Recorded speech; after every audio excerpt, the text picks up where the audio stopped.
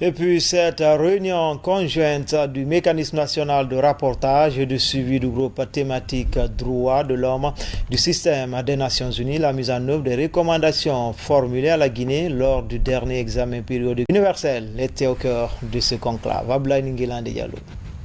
D'un côté, les membres du comité interministériel et de l'autre, le groupe thématique droits de l'homme du système des Nations Unies.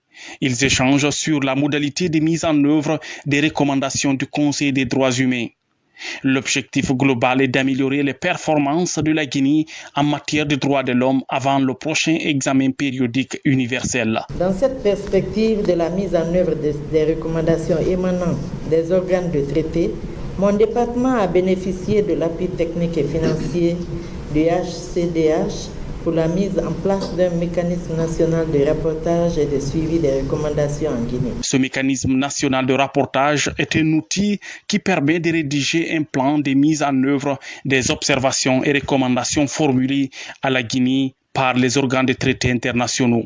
Je ne verrai pas ça sous l'angle de simplement soumettre un rapport à un comité, un mécanisme international, mais dans l'idée, dans l'expectative de rapprocher les Guinéennes et les Guinéens de la justice, de faire en sorte que là où on a le plus besoin des services sociaux de base, les gens aient accès à ces services-là. Il faut la mise à jour de certaines recommandations qui ont été prises au passage de notre pays à l'examen périodique universel à Genève.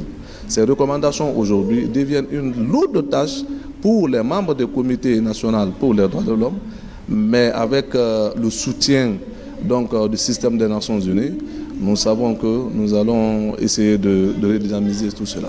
Après le passage de la Guinée devant le Conseil des droits de l'homme au titre de son troisième examen périodique universel, le pays a reçu 213 recommandations formulées par ses pairs. À date, 203 sont validées par la Guinée, soit un taux estimé à 93%.